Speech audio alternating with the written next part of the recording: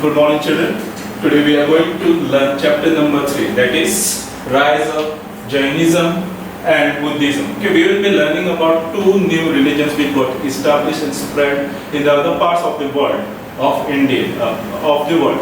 Okay, now before we start this chapter, I would like you to pause this video and I would request you to go to chapter number 2, that is the Vedic culture in India. Okay, especially the later Vedic era. I would like you to go through it because there are links between this chapter and the previous chapter. Now, before we go further, okay, I would like to tell you that this chapter is divided into 6 parts.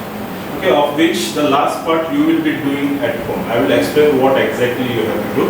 Now, this chapter is divided into first 5 parts, which I will talk. Okay, first part is the background. That is the causes for the rise of Jainism. Okay. The second part which we are going to learn is the sources for the study of Jainism and Buddhism. Thirdly, we have Jainism, rise of Jainism and spread of Jainism. Simply, the fourth part will be rise of Buddhism and spread of Buddhism. And last part will be doctrines of both Jainism as well as Buddhism. Let's go to part number 2, that is the background or the causes for the rise of Jainism and Buddhism. Okay, this is linked to chapter number 2. Okay, let's hope you have read all those points regarding chapter number 2. Now, let's try to understand why people were not attracted towards what was happening in the Vedic culture. The first thing what we know is that the Vedic culture was divided. The Vedic society was divided into a caste system where we have Brahmins, Kshatriyas, Vaishyas and Shudras. Okay, and the society was mostly dominated by 2 groups, that is Brahmins and Kshatriyas, in which Brahmins were too powerful. Okay, now when we speak about during the rise of Jainism and Buddhism, what we see is that whether from the time of birth till your death, all the rituals were controlled by the priestly groups, okay, so which was not liked by the common people. Same way when you talk about another shortcomings of the later Vedic era, it is rigid caste system. I have already spoken about those 4 castes. Okay, internally within this caste system wasn't allowed. Even this hierarchy was always maintained. So people, the common people did not like it. Okay, next 2 points I will combine together. Now when we speak about the rituals of the Vedic era, these rituals were quite complicated. Okay, for common people it was very difficult to understand. Only the priestly class could do those rituals. Okay, and those were very, very expensive also. So the poor people, they did not have any other option. For rich people, they could do all these rituals without any efforts. Okay, in these rituals, majority of the time there was animal sacrifice which was done. Okay, and this cruelty of animal sacrifice was not liked by many people. Okay, same way, another problem which the common people had was the language. When we speak about the Vedic culture, okay, the language which was used was Sanskrit.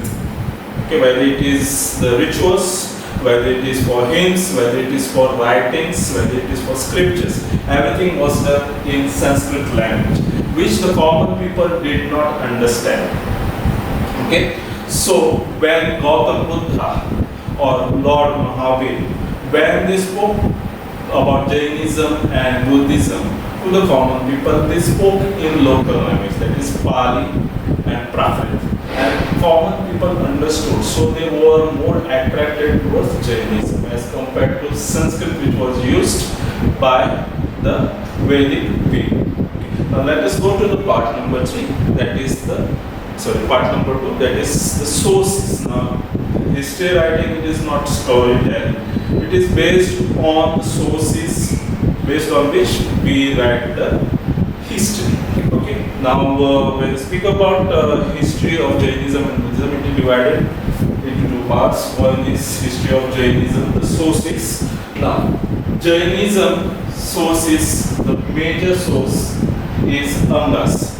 Angas were the teachings of Vardhaman Mahavir. Who was Vardhaman Mahavir? I will explain you when we go to the further part of this chapter. Vardhaman Mahavir had given all these teachings. These were compiled in 14 books. Okay, later on, after lots of corrections and checking, okay, those were combined into 12 books or 12 angas. Okay, these 12 angas were further divided into sub-chapters or Upanga Agama. Okay, so total we have 12 books which contains 12 subtopics, that is 144 subtopics of Upanga Agamas. Okay, let us go towards Buddhism. Buddhism we have two sources. One source which we have is Tripitaka. Okay, literal meaning of this Tripitaka is three baskets. Okay, now these three baskets are divided into three parts. You can see Vinaya Pitaka, Sutta Pitaka, and Abhidhamma Pitaka. Okay, now all these baskets, all these books has different purpose. Okay, Vinaya Pitaka told about rules and regulation of monastic life. Okay, when I speak about Sutta Pitaka, I told about the sayings of Lord Buddha. And finally, the interpretation of Buddhist doctrines, which I will tell you in the later part of this chapter, okay, was there in Abhidhamma Pitaka. All combined together was Tripitaka, okay, which were mostly the rules and regulations. Then we have Jatakas. You must have read lots of Jataka stories. Okay, this Jataka stories is one of the source of Buddhist history. Okay, when we speak about Jatakas, it is all Buddha's previous life. You will see Buddha in the form of animal, you will see Buddha in the form of bird, human being, and what he did in his previous lives. Okay, there are total roughly 550 stories, okay, which tells us about Buddha. Now let us go to the first religion, the foundation of first religion. Let us speak about it. That is Jainism. Now, when we speak about Jainism, we have two theories. One theory says that Lord Mahavira was the person who established Jainism. Okay, but the Orthodox Jain believe that there were 24 Tirthankaras. Now, before we go to what is Tirthankara, so 24 Tirthankaras, let me explain what is Tirthankara. Okay, Tirthankara literally means teachers, gurus, okay, religious gurus. Okay, so there are 24 teachers over here, which shows 24 Tirthankara of Jainism. Okay, the first one was Rishabha, was considered by many as the founder of Jainism. Okay, and the 24th is Lord Mahavira, Vardhaman Mahavira, who was considered by many as the founder of Jainism. Okay, we won't be talking about all of them, we will be all focused on Lord Mahavira and his life. Okay, Vardhaman Mahavira was born in the year 599, okay, at a place called as Vaishali. Okay, Vaishali is in modern day Bihar. Okay, he had a normal life. Okay, even when he grew up, he got married to a princess, had a daughter, but at the age of 30, he renounced everything. He left his worldly life and he went towards jungle to live a life of an ascetic. Okay, after continuous penance for 12 years, okay, Lord Mahavir acquired what we call as Jina. Okay, Jina means control over yourself. Okay, that's why whoever controls over yourself are called as Jaina. Okay, then he did not stop with the knowledge which he acquired. He told his knowledge to other parts of the world, other people of the world. Okay, and that's how Jainism got spread. Okay, but with the spread of any religion, we also see the split in any groups. Okay, so when we speak about Jainism, we also have two groups which, as per their different philosophies, different rituals, they have the different ideologies. Okay, now when you see the literal meaning of this words, sky clad, that is Digambara, white clad, that is Shvetamaras. Shvetamaras are the people who consider that they have to wear white clothes. Okay, now let us speak about their practices. Digambaras were the people who followed the original ideologies which were put forward by Lord Mahavir. Okay, according to them, they practice long fast, okay, and led an extremely austere life, okay, very simple life, very hard life. Okay, when we speak about Shvetambara's, they believe in giving fast, but they said that extreme penance and austerity is not required. Okay, so you can say a little bit less extreme. Okay, now let us go to the next part of this chapter, that is rise of Buddhism. Okay, rise of Buddhism when we speak about it is credited to one prince, Prince Siddhartha, who was born. He was the prince of the kingdom of Kapilavastu, which is on the border of Nepal and India. He was born in 563 BCE. Okay, and like Vardhaman Mahavir, he left his wife, he left his son, he left his worldly life, and he went towards jungle to become an ascetic. Now let us try to understand why he went to become an ascetic. Okay, when he was a prince, okay, he took the chariot, okay, and he went outside, in the outside world to understand what was happening. And he had four great sights. Okay, the first sight which we had was an old man. Okay, second sight which he had was an sick man. Third, what he saw was four people were carrying a dead man. And fourth sight which he saw was an ascetic who was all free from all his diseases, all these tensions.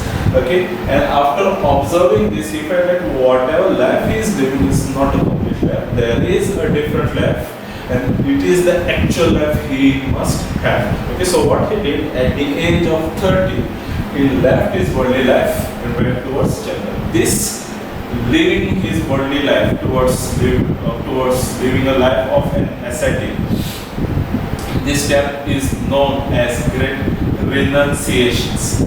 Okay, now after living his worldly life, he went towards jungle and he went to a place called as Gaya, which is presently known as Bodh Gaya. Okay, and under a banyan tree he got the knowledge, and that's how we know him as Buddha. Okay, Buddha literally means the enlightened one, who acquired the knowledge, and he came up with four basic principles which we will learn in the next part of the chapter. Okay, after learning what he acquired this knowledge, he spread his ideologies in other parts. He began his spreading his ideologies from a place called as a deer park, which is there in modern day Sarnath, okay, which is in modern day Bihar. Okay, and this process of spreading his ideology is called as Dharma Chakra Pravartan. Okay, now like Jainism, Buddhism also saw lots of followers and also saw split. Okay, we have two groups, Hinayana and Mahayana. Okay, literal meaning of this is lesser vehicle, greater vehicle. Now let's try to understand what was the thinking. Okay, regarding Hinayana people, they did not speak about existence of God. Okay, they did not stress on that. They did not say, okay, there is some supreme soul. There was no name what to speak about. Okay, when we speak about Mahayana, they said that Buddha, in fact, is incarnation of God, and they started worshipping Buddha as the God. Okay, now the language of preaching, when we speak about Hinayana, they still follow the old style of preaching in Pali. When we speak about Mahayana, they were somewhat like going towards Vedic culture. They acquired Sanskrit. Okay, and they used Sanskrit for scriptures, for rituals, and all these things. Okay, when we speak about the methods, okay, now what I will explain what is Eightfold Path and what is salvation in the latest part of the chapter.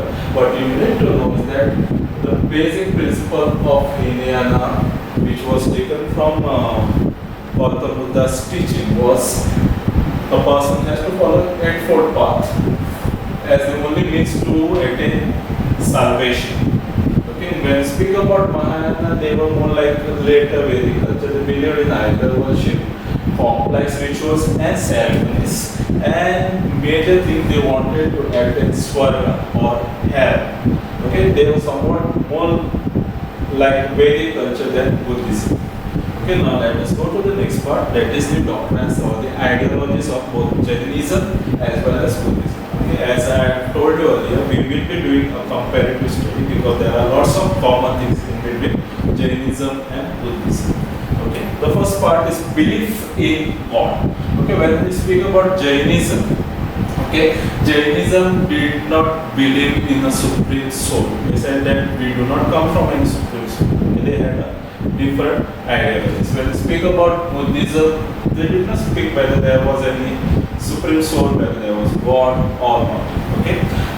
Next is rituals. Both did not believe in complex and expensive rituals. Salvation. Okay. I had told you before that I will be explaining what is salvation. Okay. For that, in India we have one ideology that a person is there, has to follow a cycle of birth and rebirth. Okay, a person is born as human being, probably in his next life. Okay, will be born in some other creature, and the cycle will go on how you live in the previous life. Okay, but this cycle can be broken up, and this breaking of this cycle is called as salvation. Okay, there are different terms which are used for salvation. For Jainism it is moksha, and for Buddhism it is nirvana. Now, how to achieve this? Jainism says that if you follow 3 ratnas or 3 jewels, okay, you can attain salvation. Okay, when we speak about Buddhism, they say that if you follow Eightfold Path, you can attain salvation. Ahimsa, non-violence. Both said that we should not harm any creatures. Caste system, they did not believe in caste system. They said that we all are equal. They believed in the concept of universal brotherhood. Okay. Now let us go to the last and important part, that is belief and practices of both Jainism and Buddhism. Now the major practice which was followed in Jainism was the penance. Okay, Jainism said that penance was the major thing. And they also believed that death by starvation was the highest virtue of human life. Okay. When they speak about Buddhism, they said that your actions, karma, are the major things which you must follow. And they also said that your focus should be on morality. Okay. So when they speak of karma or morality, they said that if you have right action, if you have right thought, okay, you will attain what we call salvation. Okay. Let's go to the next part. Yes. How to attain salvation? 3 ratnas. Okay, when I speak about Jainism, Jainism said the 3 ratnas or 3 jewels. If you follow, you will attain salvation. Now, which are these 3 ratnas? The first ratna is right faith. Second is right knowledge. Third is right action. If you follow this, you will attain salvation. When I speak about Buddhism, they have something called as Eightfold Path, or what we call as the middle path also. So if you follow this, you will attain salvation. Now, what are these Eightfold Paths? Let us try to understand. The Eightfold Path are right belief, right thought, right speech, right action, right mean of livelihood, right meditation, right efforts, and right remembrance or memory. Okay, so if you remember good things about people, you will attain salvation. Okay. Now, another major thing which Jainism and Buddhism wanted you to follow was the few basic principles which will lead your life properly. Okay, these 4 basic principles were, 2 basic principles were, when speaking about Jainism, a person had to take 5 vows. These 5 vows were ahimsa, or non-violence, not to lie, not to steal, not to acquire property, and lastly, brahmacharya. Okay, these vows, if you follow, okay, you are a good person. They will. Okay, when we speak about Buddhists, they say that this world, the people has to follow, understand this 4 truths. If you know, you will be all free from all the problems. Okay, these 4 noble truths are: what is full of suffering? Suffering is called by human desire. The renunciation of desires is the path of salvation, and salvation can be attained by easily following the Eightfold Path. Okay, so these 4 noble truths were based on the 4 great sites which Gautam Buddha had. Okay, so with this I will end this chapter, but I will give you 2 homeworks. Homework number 1. Okay, please make notes on what were the reasons or what were the ways we saw the spread of Jainism and Buddhism. Okay, second thing, I will be giving the questionnaire. Please solve this question. Thank you.